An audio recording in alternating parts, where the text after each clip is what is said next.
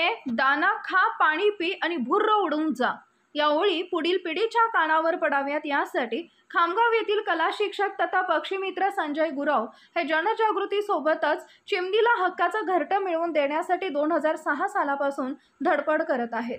या उपक्रमामुळे चिमणी जगवण्याचे त्यांचे प्रयत्न फळास येत आहेत। वाढत्या उन्हामुळे जंगल ओस पडतात, अशावेळी त्यांचा निवारा हरवतो, तसेच जलसाठ्यासोबतच अन्नद्रव्य मिळत नसल्याने पक्षी स्थलांतर करतात। सुरक्षित ठिकाणी आसरा घेण्यासाठी पक्ष्यांची चढाओढ असते। अशातच काही पक्षीप्रेमी नागरिक उन्हाळ्याच्या दिवसात घर तसेच आसपास असलेल्या झाडांवर मातीच्या कुंडीत किंवा प्लास्टिकच्या भांड्यात पाणी ठेवतात। मात्र खामगावात पक्षीमित्र असलेले कला शिक्षक संजय गुरव यांच्या कल्पकतेतून टाकाऊ वस्तूंपासून चिमणीसाठी घरं तयार केली आहेत। चिमणी संवर्धनासाठी घरकुल योजना राबवण्यात येत असून या योजनेच्या माध्यमातून आतापर्यंत 1 लाखांच्या वर इको फ्रेंडली घरट्यांचं वितरण करण्यात आलं आहे आणि ते या घरकुलचे वाटप जिल्ह्यात नव्हे तर राज्यात करतात। आता तर त्यांचा हा उपक्रम राज्याच्या बाहेर जाऊन 9 राज्यात सुरू झाला असल्याचं गुरव सांगतात। त्यांच्या या कार्यासाठी जवळपास 1000 पेक्षा जास्त सदस्यही सोबत काम करत आहेत।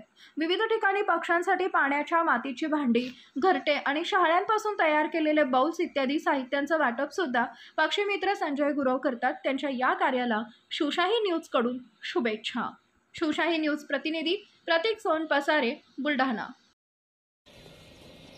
आज 20 मार्च जागतिक चिमणी दिवस संपूर्ण जगभर 2013 सालापासून साजरा केला जातो, परंतु माझ्याकडे 2006 सालापासून चिमणी संवर्धनासाठी आम्ही कृत्रिम परंतु इको फ्रेंडली लाकडी घरटी वितरण करण्याचा कार्यक्रम हाती घेतलेला आहे आणि महाराष्ट्रातल्या प्रत्येक जिल्ह्यात आमचा हा उपक्रम चिवताई घरकुल योजना या नावाने पोहोचलेला आहे आणि यामध्ये सक्रिय कार्यकर्त्यांची संख्या 1000ची वरती आहे आणि आता या मागील 3 वर्षामध्ये हा उपक्रम महाराष्ट्रासोबतच इतर 9 राज्यातही पोहोचलेला आहे।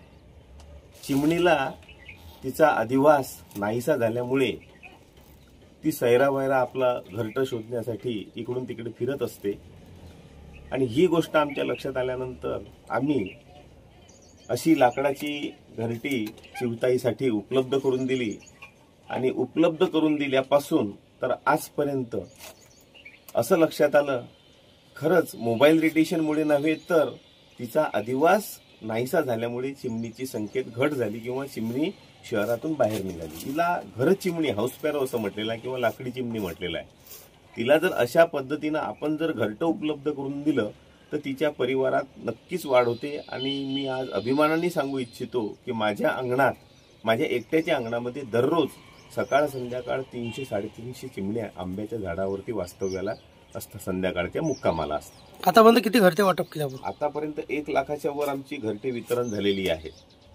जसे 1.25 लाखाच्या जवळपास आमचा हा आकडा आहे आणि आता आमच्या या चिवताई घरकुल योजनेमध्ये वेगवेगळ्या जिल्ह्यामध्ये आम्ही आमचे प्रतिनिधी तयार केले की ते सुद्धा आता तिकडे अशी घरटी तयार करून वितरण करीत आहेत।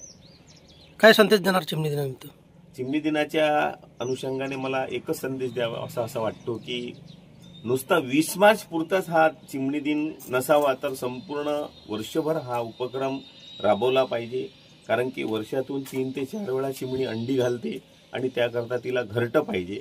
तर शेतकरी बांधवांनी आणि जनसामान्यांनी किमान एक तरी घरटं आपल्या अंगणात लावून चिमणीला अधिवास उपलब्ध करून द्यावा। ताज्या घडामोडी जाणून घेण्यासाठी शिवशाही न्यूज यूट्यूब चॅनलला सबस्क्राईब करा। आपण हा व्हिडिओ फेसबुकवर पाहत असाल तर फेसबुक पेज फॉलो करा आणि शिवशाही न्यूज.com या आपल्या वेबसाईटलाही भेट द्या।